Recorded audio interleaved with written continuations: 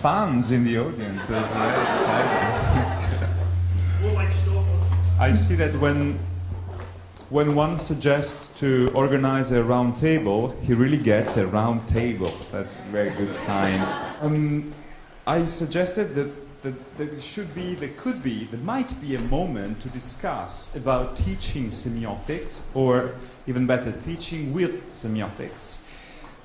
For personal reasons, if I have to be honest. I am a consultant, so I use commercial semiotics to help brands developing their image, their identity, their communication, their products, their offer, their positioning, blah, blah, blah. I work with and for brands, but since 2004, I started teaching first at the Sorbonne department, the CELSA in Paris, where I'm based, where I work, where I live, and then in design schools, in art schools, and today I am at the head, the University of Art and Design in Geneva, a little bit in Lyon, for a specific program at the IFM in Paris, which is a fashion and fashion management school. Why this introduction? Because I started teaching at the Sorbonne, at the CELSA, I started teaching semiotics as a discipline. And I ended teaching other disciplines through semiotics. So I teach artists and designers, fashion designers and product designers, what they should know according to the needs and the demands of the different schools and universities I work with, but within the frame of semiotics, from the point of view of semiotics. And this is the point today. I would like to ask people teaching in universities and school what they do with semiotics and in which way their students find semiotics relevant. Just to cut this story short, as for myself, I thought that it was much more intriguing, if not interesting, to use semiotics as a way of organizing and structuring a thinking or organizing contents instead of transmitting semiotics as a discipline. This is another job. It was mine, it is not mine anymore. I think it's more enriching to suggest semiotics as a point of view on other contents. And I quote something Chris just reminded me over lunch. Teaching is not only, for me and others I see, the pleasure of transmitting something, but it is also about the interest thing which happens when students enrich your point of view through this exchange of theoretical and applied practical skills, elements, contents, which teaching is so based on, so much based on. So, well, I said it was just an introduction and that it would be short, so I stop here and I ask each of you to introduce yourself. I'll ladies first. Come on. Yes. You've had enough of me already, that's why. But so I was delighted. Just one final thing. I suggested each of the contributors could have some minutes to present a point of view, eventually showing something. I know that Frederick had some slides to show, maximum for 15 minutes, but if we can cut it shorter to 10 minutes, I think our afternoon will be easier. And then a time slot for questions and answers, exchanges from the audience and among us. You know me. My full name, by the way, is Gabriela Pedranti. Okay. So I found myself in a similar situation. I have been teaching semiotics and some other communication and semiotics related subjects for almost 8 years here in Barcelona at the EID, Instituto Europeo del Design. It's an Italian fashion, marketing and design school that has been here in Barcelona for 10 years. So, after studying at university, my original degree is in communication sciences, semiotics for over 2 or 2.5 years, I had to deliver a course of 20 to 30 hours. How do you explain semiotics to 20-somethings especially started with fashion marketing and communication students who are more into fashion and not perhaps going too deeply into some things. How do you start? So, I think we have a similar experience here, because I decided also to develop a point of view in them, or to try to do that, because I also enjoy this really exchange of knowledge, experiences that you experience when you teach. It's about sharing. So, for example, with the fashion marketing and communication students, we had this experience of trying to understand, as Malex put it yesterday, I don't know where she is in the workshops, over there, yes, for non-professionals that we had, another idea to open this Semiofest edition to non-professionals, exactly for what we were saying this morning, what Luca was saying, trying to develop a way of thinking. And she said it like this: it's not just about semiotics, it's about semiotic thinking.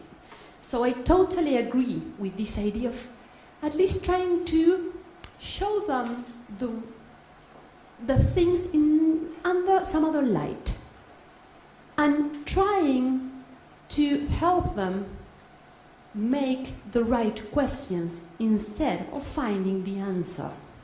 That is what I found has worked a lot. And then I started teaching some other courses there. So I had to adapt this semiotic thinking to the contents, of course, and not only the contents, but the interests of each group, each course.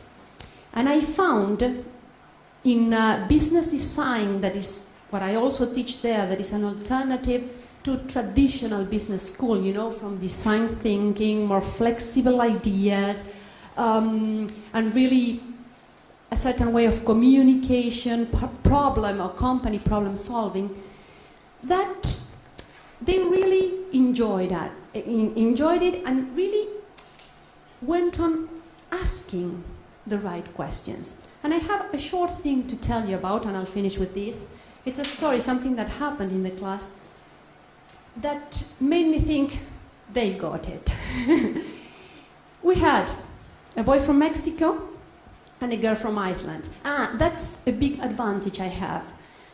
We have international students at that school, so it's really, really useful to take them out of their own culture and their own point of view, because there are 20 people from 15 different countries in a class. I feel that's a real advantage. No? I really like it. So we have this girl from Iceland and this boy from Mexico, and we were in a class discussing about how meanings and beliefs and habits are built in different cultures. And she suddenly looked at him, and she said, "I don't understand how you have a day to laugh of your death, of your dead." And he looked at her, and he tried to explain what Dia de Muertos means in Mexico, the Day of the Dead. It's not about laughing of them, but it's about laughing with them, because Mexican culture, as you may know, really includes, as some of the cultures should do, but we have lost it, death as a friend, as a part of life. So it was really, really illuminating to have these two extremely different cultures, apparently, trying to understand and explain each other.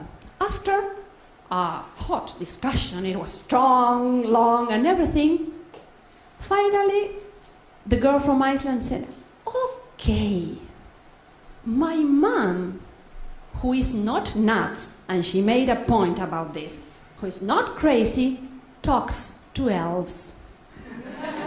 So I said, they got it. Okay, thanks very much. Thanks, Gabriella, for organising a wonderful Semiofest already. I'm really enjoying myself, and I hope you all are too.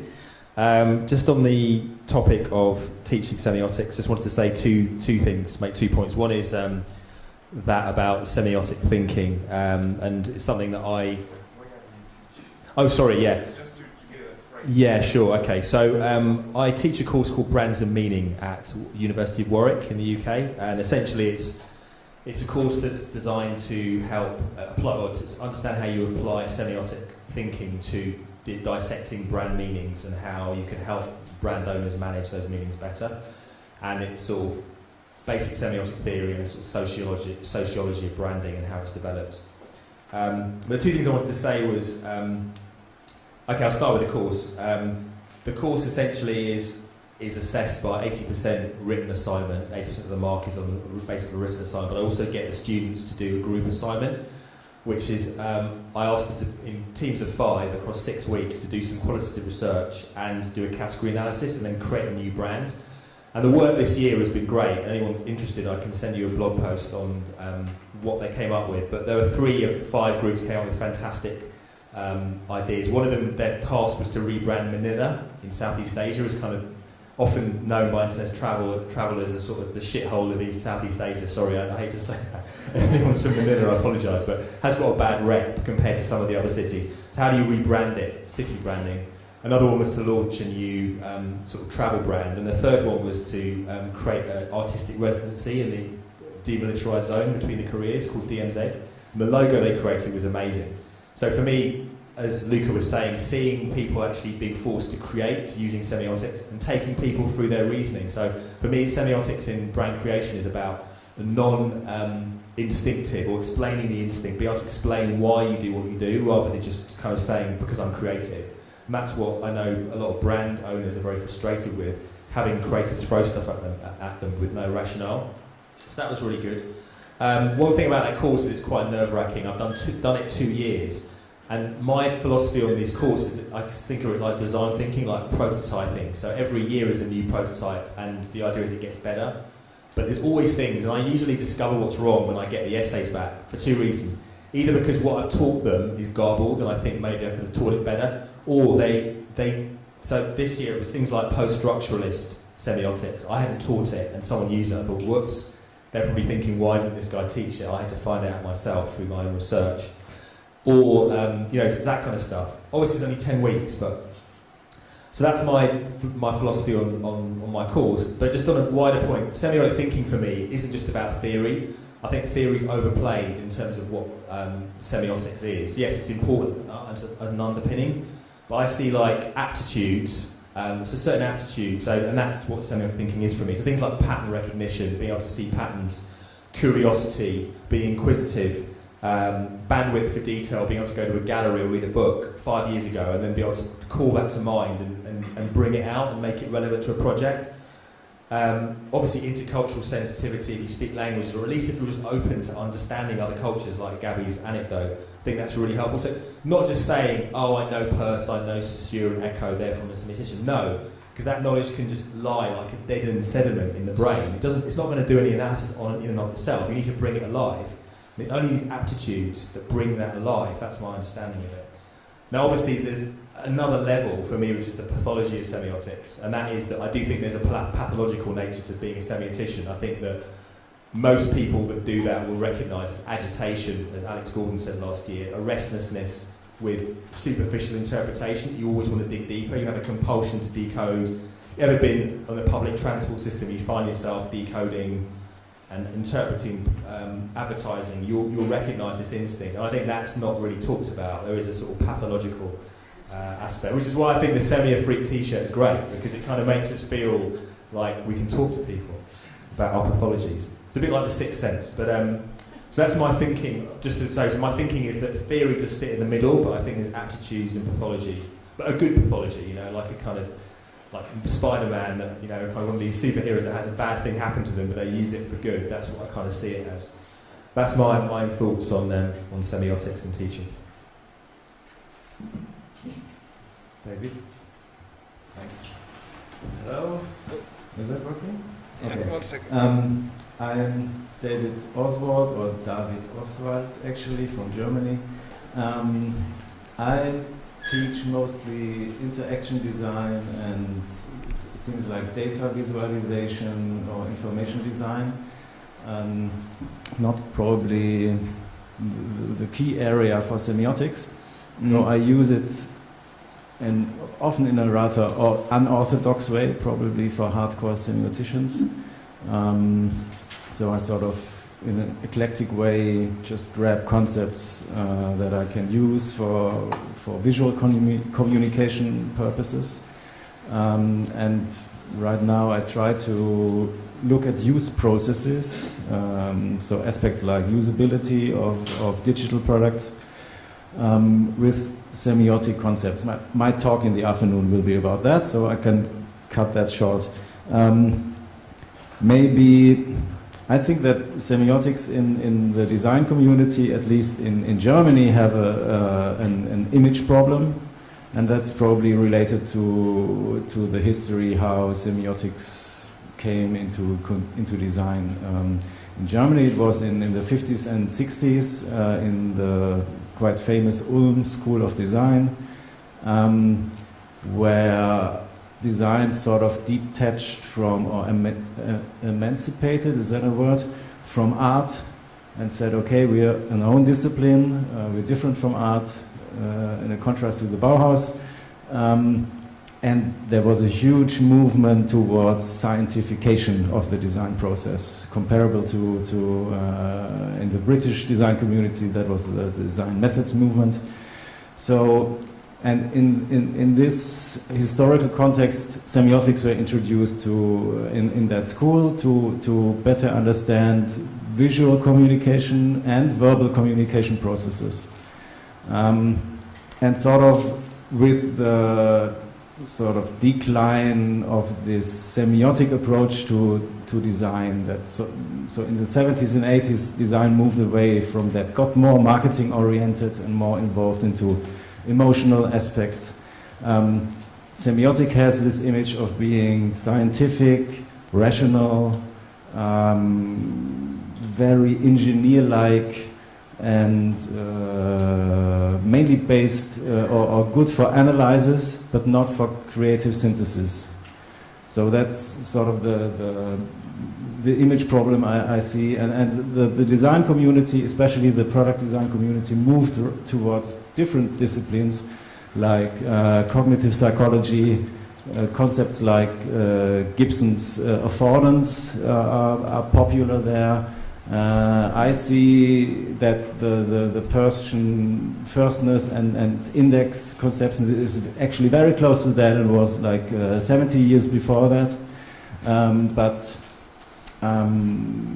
Yeah, I think we have an image problem, and I use semiotic concepts, or I try to use it in my courses, to make people understand how these decodation processes of users are, looking at the artifacts that we produce, but let's say with sort of limited effect or limited counter love from my students. So I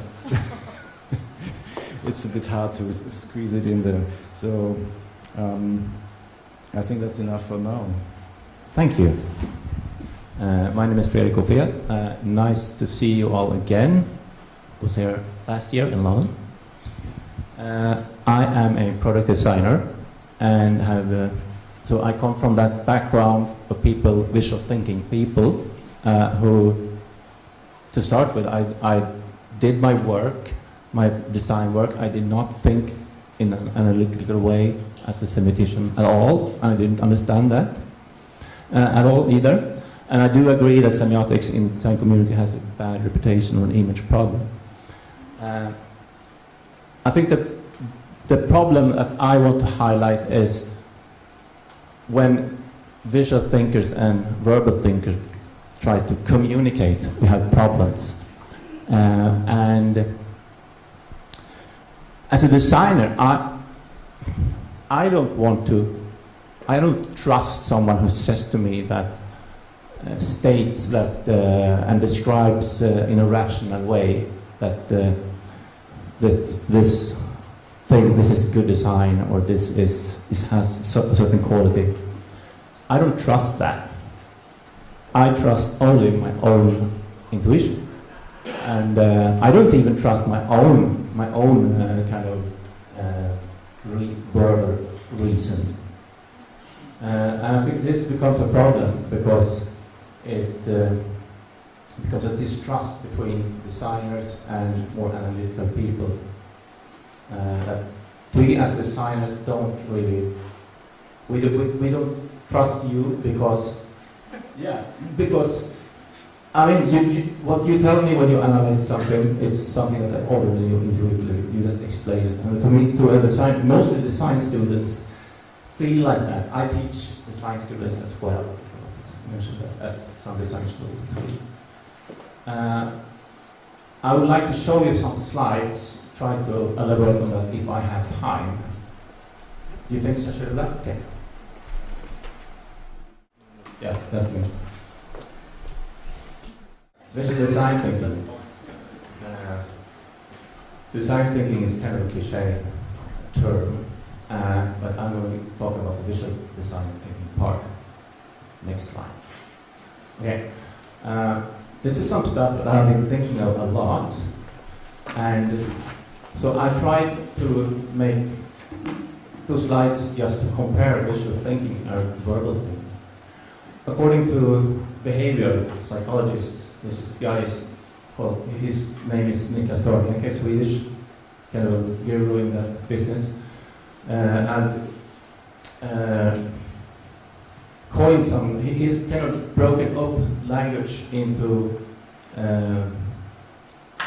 individual parts, like the backbone parts of language, as you see, as verbal language, or verbal thinking into these parts. You have the tact, which is to put a label on something, to activate the signifier.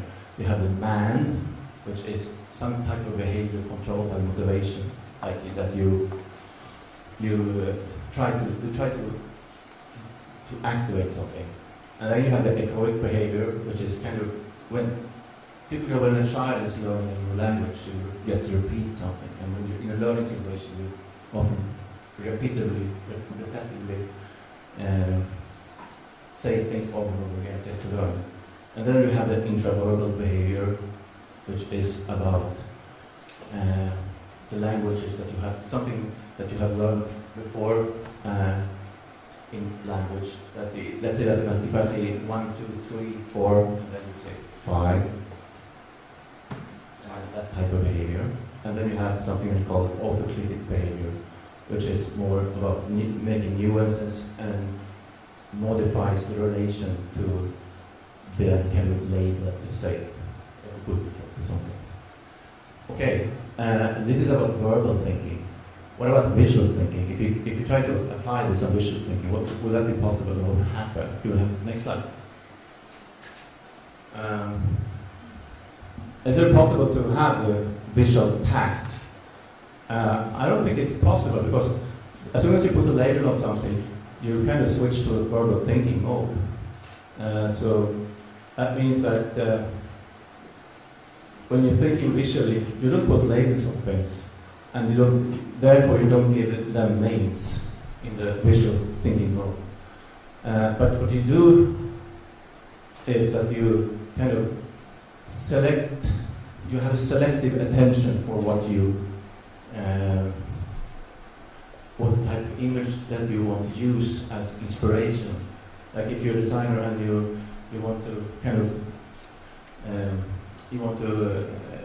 invoke a feeling, then maybe you make a mood board with materials and visuals that kind of tells that story that you want to tell. And then what happens then is that you have this similar type of echoic behavior, which is kind of related to learning as well. When you're a designer and learn how to sketch, that's very repetitive. But also the kind of repeating of those visual patterns that you have in these abduction sequence. This is a Pierce term. So what you do as a designer is that you kind of repeat the visual patterns and you sketch on that.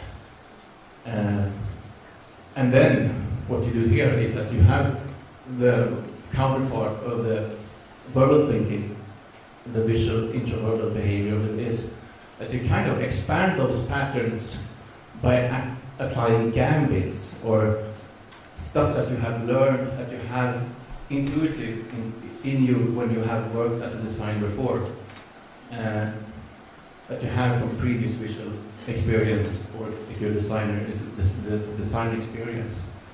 And that's a notion called deduction from peers. And then finally we have this behavior, which is kind of about judging, testing, nuancing the composition.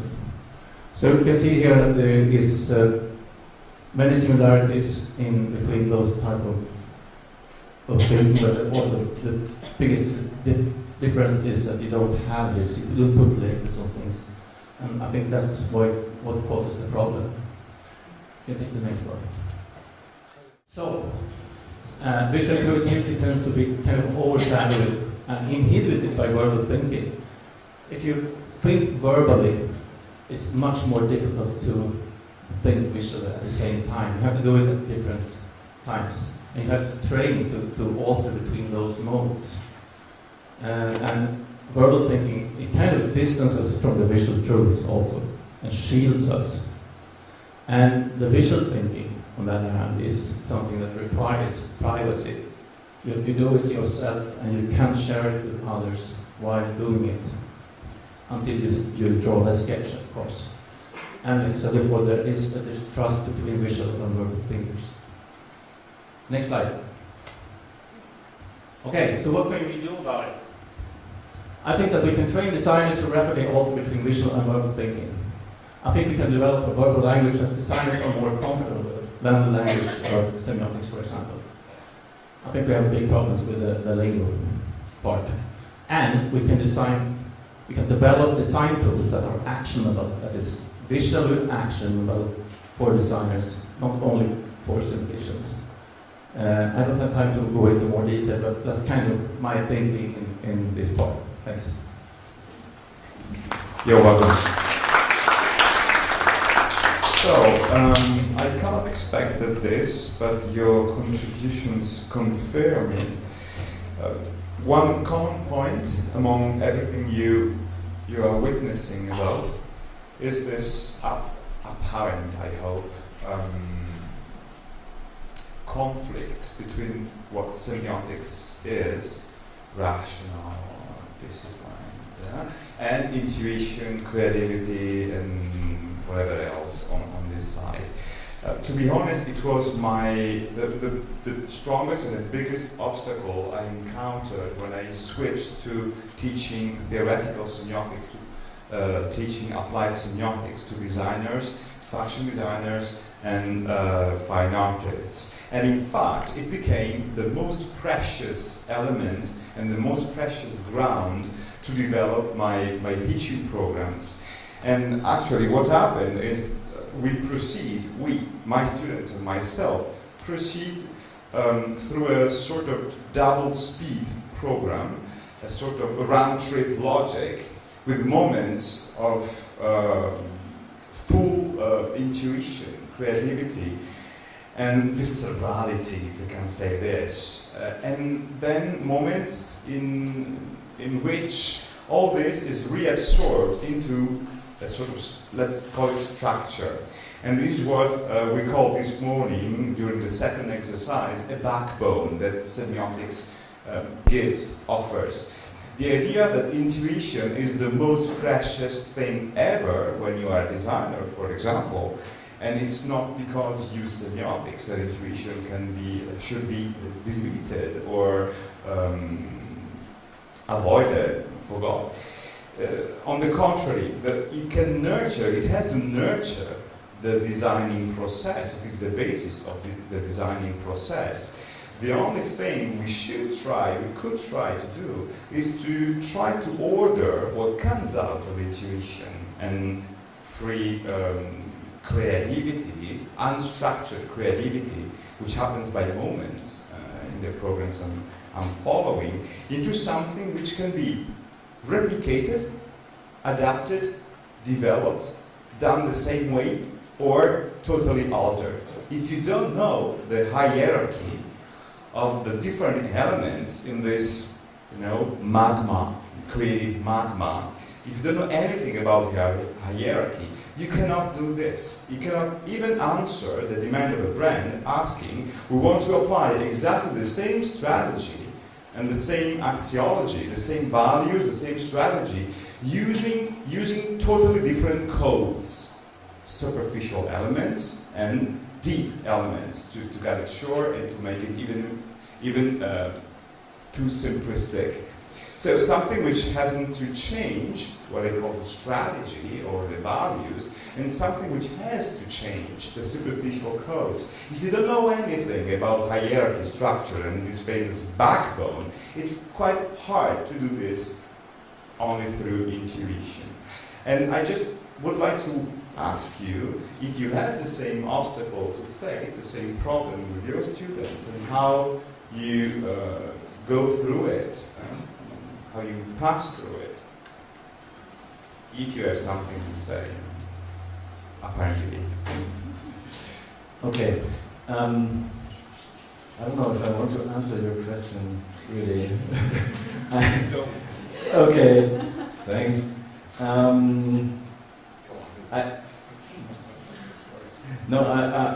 We always run into this dichotomy between intuition and rational thinking, and I see these two cultures, and they're not really compatible all the time, but there's also a myth about intuition. And I think that intuition is not some, I don't know, God-given thing that designers have and others don't. And it's not detached from knowledge. So actually intuition is, I think, a very fast way of making decisions, but they are based on experience and on knowledge. And part of that knowledge is analytical as well. So, and that's sort of my trick, how I try to convince students, coming to your question. At least I try to make them believe that going through these analytical processes, understanding how these sign processes, decodation works, that will improve making design decisions. Also in an intuitive way, because all this knowledge, when it becomes internalized, is sort of part of your intuition. So maybe as an addition to, because we all use these words, but probably everyone has a different concept of what intuition really is. So I needed to state that. Sorry. I was thinking about that. I recognize the problem, and not only when teaching, but this idea of verbal and visual thinking. I guess that people working in marketing and market research, when you finally have to talk with the designers, there is something very difficult. There's something like a wall. And I agree. I think what you call magma and what you said about intuition has to do with the idea of finding certain ways, especially if we are not talking about art, as you also mentioned, but design, that is, I don't know, not necessarily commercial, but you're working sometimes for the market and not just out of the raw term of inspiration, so as to name it. Finding ways of understanding and structuring the magma through your definition of intuition based on knowledge, verbal, visual, or certain structures, especially if you're working for the market. And most of us are teaching people who are going to work for the market, doing different things. So the idea is, I think, to help them through semiotic thinking, with this hint of intuition based on knowledge and everything, to develop and understand that perhaps art is not over the client or higher than the client's interests, and that's hard. I mean, especially when you teach 20-somethings that have not worked before. So I think we are trying. We are, talking about different concepts that have a lot in common. The idea of trying to build a certain bridge in order to understand how to design, how to express, and have this structure, intuition in your world space or knowledge that will lead them to really face what they have to do in the future. And it's hard, so we are trying. Thanks. Chris?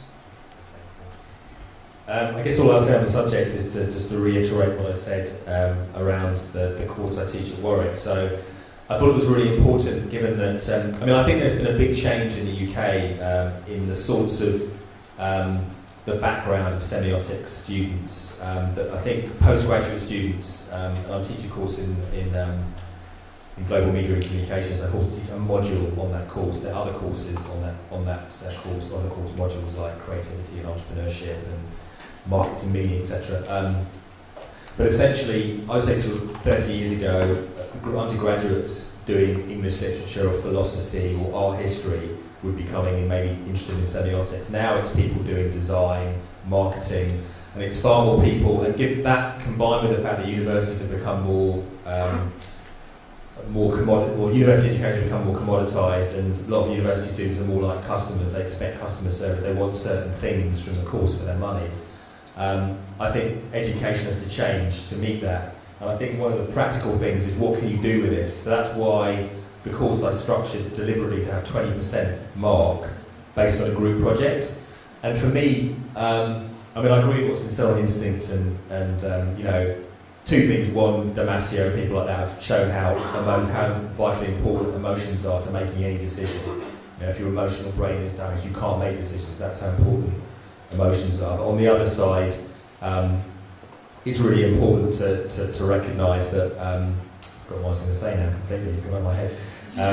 But anyway, just in terms of brand creation, forcing people or inviting people to tap into these aptitudes I talked about earlier, pattern recognition, using the visual shopping we did yesterday in the workshop, just things you see around you and integrating that into an understanding of category and how you change or disrupt the codes in the category to create something new. I think the best evidence for how semiotics works is for these teams to see what they themselves have produced, and they surprise themselves and what they can come up with, and they surprise me. And that's really tapping into, I think. The one thing I was going to say, is that instinct and inference are very, very inextricably intertwined. One man's instinct is another mind's abductive inference. It's a form of reasoning, but just based on slender evidence. Yeah. Sure. You talk about intuition and knowledge. I think intuition is knowledge. It's silent knowledge. And I think that, what we should do is try to both do it, let the students do it, and then explain what they did. Semiotics, that's what it's all about. And to do it, you have to have something that's concrete, simple, and that you actually can show visually with some type of diagrams and stuff. Those type of methods. Otherwise, design students lose interest. and the clients lose interest as well.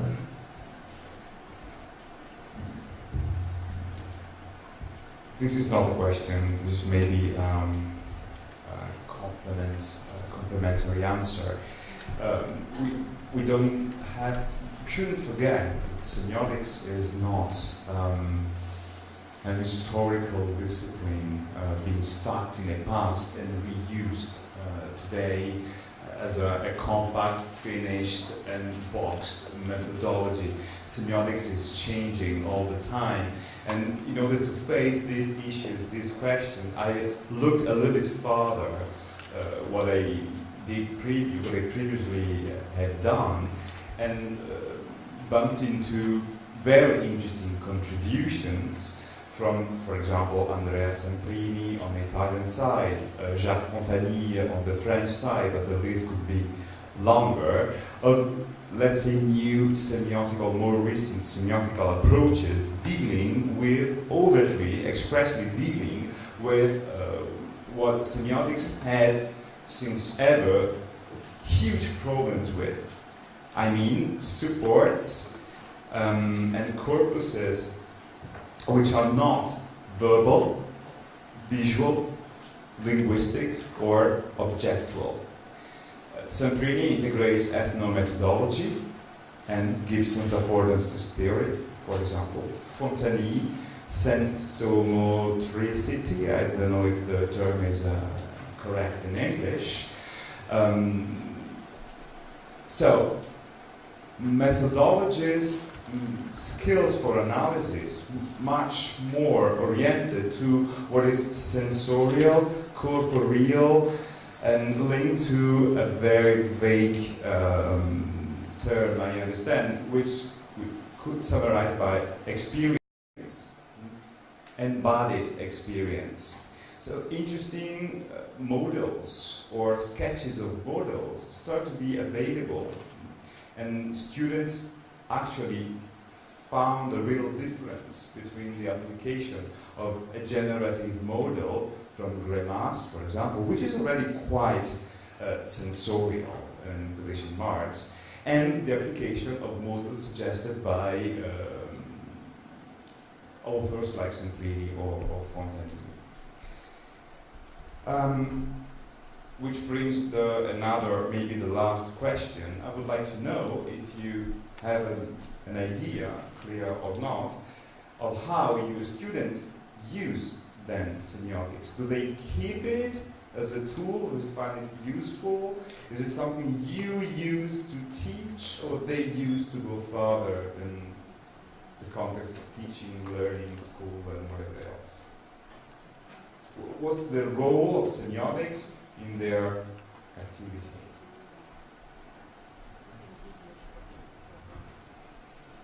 I found that this idea of teaching from a semiotic thinking point of view has given them freedom to choose to do whatever they want to choose. I mean, because perhaps they had, especially in the first years, fashion, marketing and communication. It sounds quite specific. And I have followed their careers around the world and everything, and they are doing different things. So I think it was mind-open in a certain way. And of course, again, while they are studying, and yes, in the professional lives, the ones I know of, now they also, as I said, go on asking the right questions. So that keeps it alive, as you were saying, no? The idea of thinking, rethinking, well, this is not, don't take this for granted, something that I started the classes with, no? So let's see how it works. Again, I have different cultures in the classroom. I'm really lucky with this. Yes, I think these are the main things I've noticed, because as I told you, in 20 or 30 hours, I try to develop this semiotic thinking. We start, of course, talking about sign and everything is meaningful, blah, blah, but in order to, they can go on reading on their own. They can go find and everything. But I found this. They develop a certain view on the world, and they appreciate it. And of course, I go for visual. I come from the verbal side, so I look for visual examples. I try to connect them with what they are going to do. We went for the semiotic square with cool handing last semester. I told them to decide what were the opposites, and it was really, really nice. Through photographs they took on the street here in Barcelona to find out what tacky meant for a Russian girl, for a German girl, and I don't know, for a Spanish girl. So, I mean, they take it and they really, really go on thinking, at least with a visual exercise. Take your camera, go out and tell me, structure it in a certain way. You choose. It works. Thank you. First question from the audience. Yeah, I just want to build on what you were saying. First, because I'm taught, but I have also been a semiotic student at this graphic design who was taught semiotics at the design school.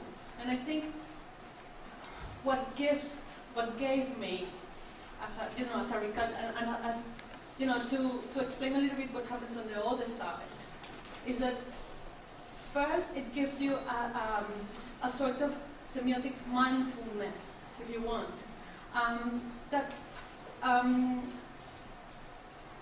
takes you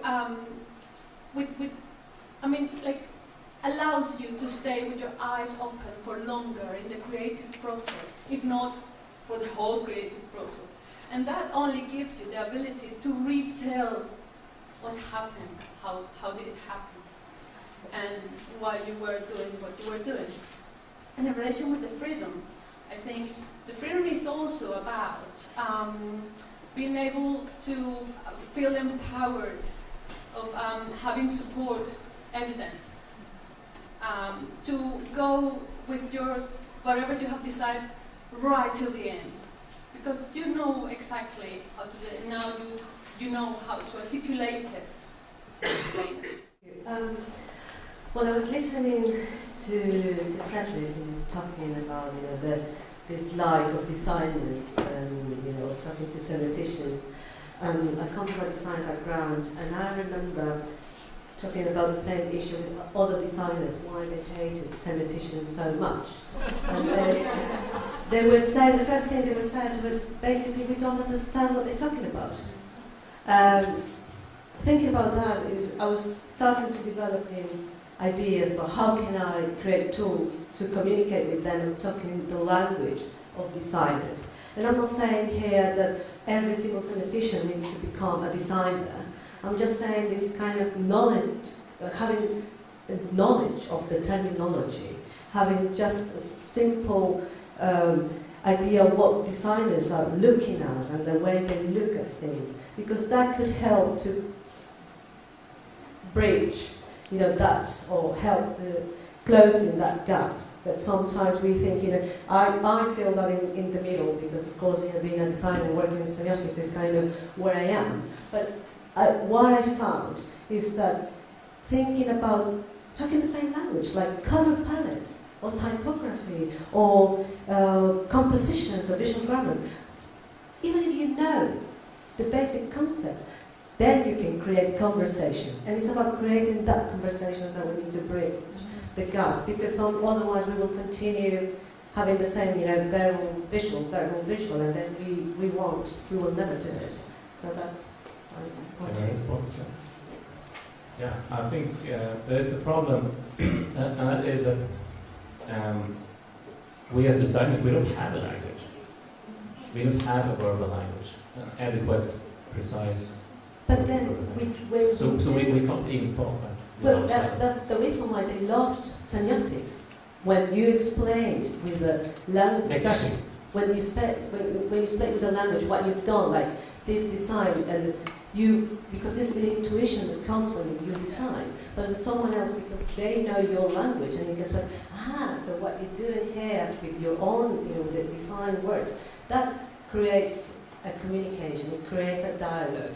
At the moment, it's disruptive somehow. It's just here and there, because the language is the language of semiotics, or the language of design, and visual grammars or visual design, or whatever we are talking about here. I guess it's a question sometimes semioticians could refer into design terms, or when talking about design terms like color. But what is color for a designer? For a designer, could be, it's about talking about luminosity and intensity. When you approach the terminology, that gives you a different level of understanding. And it's just from. I have to tell you that I became a student due to being a teacher. I have just finished a postgraduate course on design for innovation strategy. And I learned a lot, because this is the idea, build the bridge, or the bridges really, no? Let's try to see how it works, understand. And it has been really, really useful, so I agree. There is a way, we have to find it. In 2 seconds, this Marlex just short answer to your remark. This idea of opening the mind opening and giving a vision and skill. I contribute to a master program between the University of Limoges and the ESCP, Management University in Paris, on management, basically. And according to what you sent already, we had so many demands from students following this management program, in which there was one course on semiotics, to apply the same vision on other disciplines and other areas of culture, that the director of the program, Didier Sarah Effa from Limoges, decided to launch an applied semiotics master program. And now we do it only through semiotics. Management, luxury disciplines, and whatever else we teach is done through semiotics. Just because it gives structural skills in order to understand and map and organize concepts. And I think just intuition is arguable. And what semiotics does, as someone said before, is to deconstruct intuition, therefore demystify intuition. I think that's great, because then it's not, it's not a matter of taste or randomness. It's actually it's acquired knowledge. Even designers, have that. Thank you.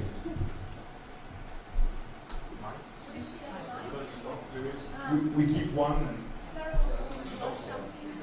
Okay, so I just wanted to just address this sort of notion of the intuitive process of design versus the sort of analytical process of semiotics, because I don't come from a design background. I don't know much about the design process, but the debate seems to remind me a bit of having worked in advertising for a long time versus kind of what people say about advertising from a cultural studies perspective. Because if you read a cultural studies analysis or a semiotic analysis of advertising from a very academic perspective, it's usually something like, this is re-encoding capitalist blah, blah, blah, blah, blah. It's very nefarious and intentional.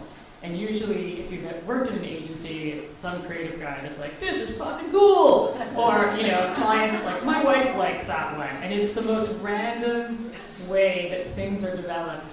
It's not, it's really accidental almost how things come to mean. And then sort of semiotics becomes this kind of explanatory thing about how somehow inadvertently you tapped into something in the culture, you found this way to bring something to life versus something deliberate. And I don't know if it's the same in design, but I wonder if there's an opportunity for semiotics to just make sort of the design and creation process more mindful of those cultural underpinnings. Because maybe if you're not, that is why you end up with this nefarious re-encoding of capitalism or whatever. And to add to that, maybe on the other hand, we semioticians, particularly those who work more in the commercial area, need to learn to say maybe that's just fucking cool a bit more often. Or why is it fucking cool? Actually, mine is not a question, it's just an observation. Like Sarah, I worked for many years at JWT and I was head of planning, and the relationship between planning and creative. So 3 things that I learned when you work with creative people, if you want to partner them. First, you have to love their work and they have to believe that you love their work and you will help them sell their work. If they don't believe that about you, it's a complete waste of time. You might be the cleverest person, you might learn their language, you might do anything. It absolutely doesn't matter. From their gut, they have to trust that you will help sell their work. But where I found, though it's not semiotics, but being a planner, because you could structure their work in a manner that the client was going to put money and take serious business risk around the work, they needed the confidence, and you could help structure their intuition for the client, which they could not do themselves. But you could do it well enough, then as a team, it worked. The second thing is, if you can partner them so that there's less wasted work. Because a lot of the time, at least in India, a lot of clients waste creative energy and put tons of stimulus to the consumer to get feedback. So, it makes me angry how much of creative time and effort is actually wasted when a little bit of structure, a little bit of process could have saved all of that and you could have got there much faster and more effectively. So that was a point that actually last year Semiofest, I think one of the American team, I think they had also made this point. So when somebody who's maybe more analytical, verbal, and can provide the structure teams with somebody who's intuitive, but both of you are on the same wavelength, and if you can really partner, then that works very well. It's actually a winning combination from the client side, from the creative person side, and even from actually the analyst side, because at the end of the day, everybody loves something creative and exciting. Totally agree, of course. I couldn't disagree. Just one little remark. What you say is so right, because it's so, let me say, general. I mean, it could be applied to any discipline. I think that semiotics, like other disciplines in other fields, can deliver more. It's not just about saving quantitatively money, time, energy. It's also about quality, the kind of the quality of the data you deliver. Semiotics as another interesting skill.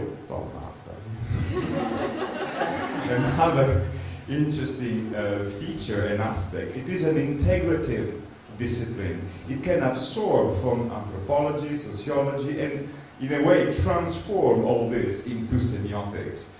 Please let me be stupid a little bit, to be short and to make myself clear. I know that some ideas are really blurred and vague about this discourse, but it is about the quality. It's not only about saying you will save money, time, and blah, blah, blah. It's I deliver data which has another kind of relevance. This morning I heard, let's say, benefits and not methodology. No, let's say methodology, because this methodology delivers a certain quality and a certain aspects of outputs. It's not just about saving. It is about saving plus. I don't want to be too assertive, but this is something we should fight a little bit at school and with clients to make it more easily accepted. Maybe we, in this context, working context, it is worth taking a little bit more effort in order to recognize this quality, qualitative aspect. Don't want me to idealist about this, but it is something, for me, it's very important what I do for clients and with students. Thank you. I just wanted to say, actually picking up on what Max was saying about sometimes we need just to say it's fucking cool. I just think, for me, the Semiofest event is about celebrating semiotic thinking, and actually people that dedicate themselves to doing thinking, whether it be academia or in the commercial world, what we do is not very easy, I don't think. I think it's quite complex. Making sense of culture, which is such an elusive, inchoate, amorphous discipline, and, you know, simplifying that, clarifying that for people is a really hard thing. And you know, when I produce, there's some work I produce or work I've seen others produce, and I just think, look, who's celebrating this stuff? It's the client says, yes, thank you. But often it feels to me like the client would be happy with kind of 55% of what we deliver, not in terms of quantity, but in terms of the quality and the painstaking checking of detail, the referencing. And maybe that's an issue for quality control for consultants, but I also think as an industry, I think we should be celebrating each other's work more than we do. Now, I think obviously confidentiality and other understandable imperatives prevent that, but that's what I wanted to say is that I think, you know, often clients say, what you've given me is like a buffet of caviar here, you know, it's so rich, it's so dense, it's so detailed, and it's great, but often it feels like it's always going beyond what they need in occasions. So I'm wondering how we can celebrate amongst ourselves as a kind of level the client would be useful. But beyond that, I think it's for us to celebrate each other's work.